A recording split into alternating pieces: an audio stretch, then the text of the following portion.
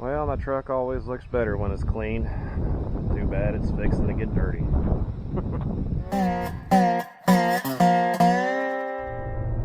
Hey, good morning, folks. Hope everybody's having a good day. Today, I'm headed over to the farm. I'm going to look at the crops a little bit, check them out. We actually did get some rain over the past probably 3 days. We've gotten just shy of 2 inches of rain, and we've been needing some rain badly.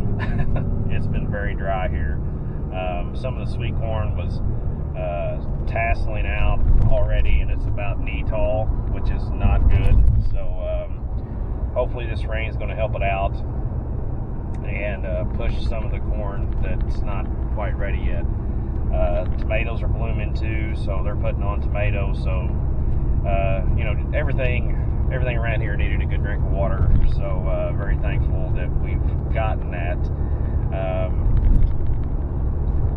Also got to get the liquid applicator back to the co-op. I've been busy doing other things and haven't taken it back yet, so we got to clean that up and take it back to the co-op for them. But right now we're just gonna drive over to the farm and see what the crops look like.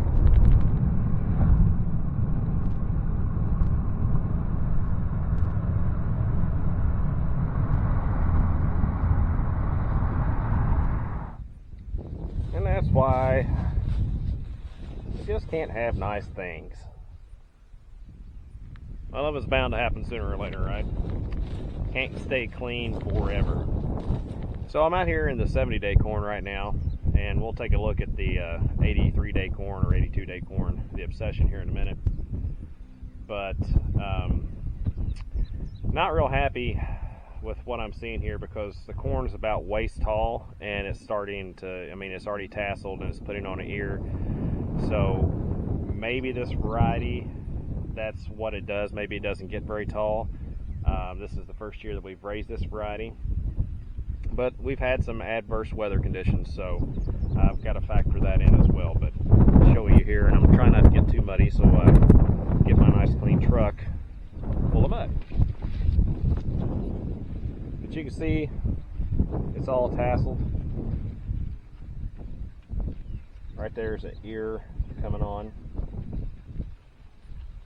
So this rain is definitely going to help it, but at this point, I don't see it getting much taller. Once it's tasseled, that's pretty much well it. So this is also going to be pretty rough to pick if you're having to bend down like that to get the ears off of there. You can see that the wind has blown the corn over a little bit. Nothing really to be concerned about. But for the most part, pretty clean, except here on the ends, which I'm not too worried about. But for the most part, it's clean. The corn is up enough now to where it's going to start to shade over the rows, and we're not going to have to worry about weeds. But this is the Obsession. It's looking pretty good. You can tell it's already taller than the 70-day corn, and it hasn't tasseled yet.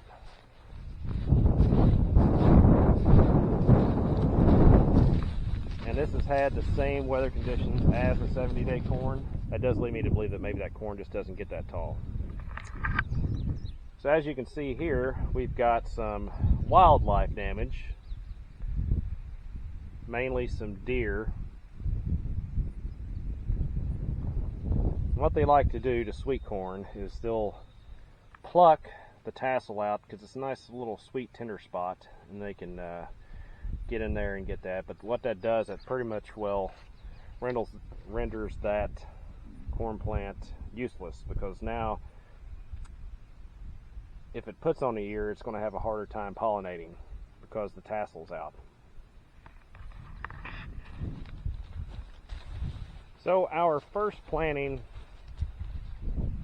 that we did on April 5th, it's just it's way behind what it was this time last year, and we planted later. Some of the later stuff that we planted, it's already caught up to this. So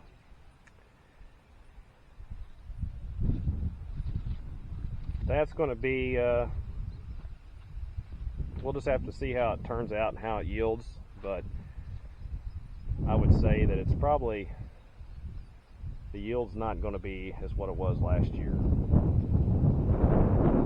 So the weather has obviously affected the earlier stuff that we planted, and we're just going to have to see once the stalks put on an ear how that affected the ear size.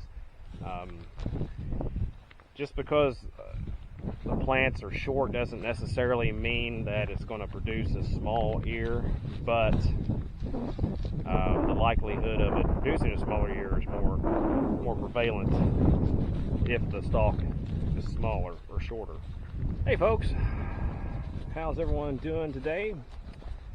Today we're out here at the farm. Got a lot of cleanup to do. I'm tired of looking at all this weeds and trees growing up over here, so we're going to make short work with some of that with the batwing. But I don't know, as you can see, they're just they're little locust trees that this place probably hasn't really been bush hogged in a long time. Again, we rent this farm. I mean, I like to keep things nice and neat, but when you rent a farm, you can only do that to you know, a certain extent, because you're investing time and money into something that's not really yours, and we're already paying these people quite a bit of money to rent this farm and the barns and whatnot. So, but again, we're still going to try to keep it clean and clean up a little bit. We're doing some cleanup around the barn here. This is the main barn we're using. Got Dalen, he's down at the other barn. He took the tomato stakes / tobacco sticks, and we're putting them in the other barn so we can free up the gooseneck, because hopefully soon we'll be starting on building our roadside stand, because we'll need it to go get materials and whatnot. So anywho, we got the 5410 over here. Just going to use it to move around some of this stuff to get it out of the way while we bush hog. Probably just have to, I think I've got the field cultivator pulled up. We'll just mow that little area, move that back, and pull the disc up and rinse and repeat until we try to get all this cleaned up. So let's get at it.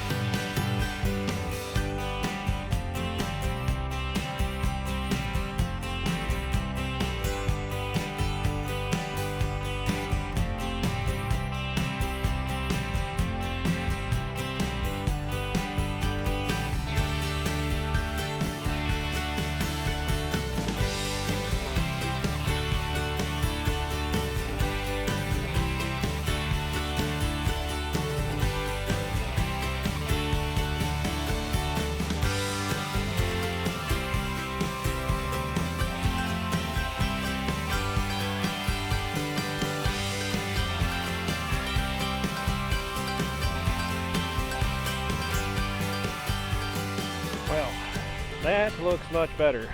I think that you would agree. Only maybe a little bit better if I got the zero turn over here, but we're not going to get that fancy. Thought I'd come out here too,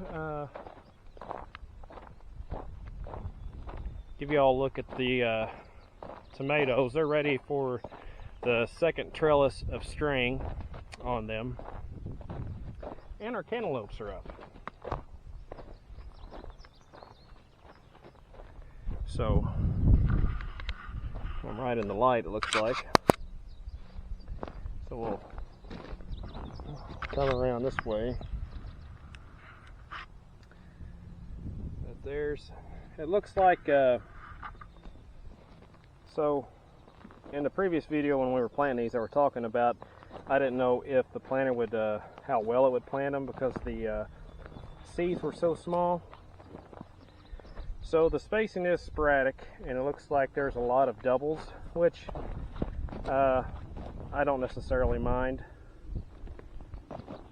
But they look like they're about 4 feet apart, so there's some up here that are a little closer. But I think that overall it's going to work out okay.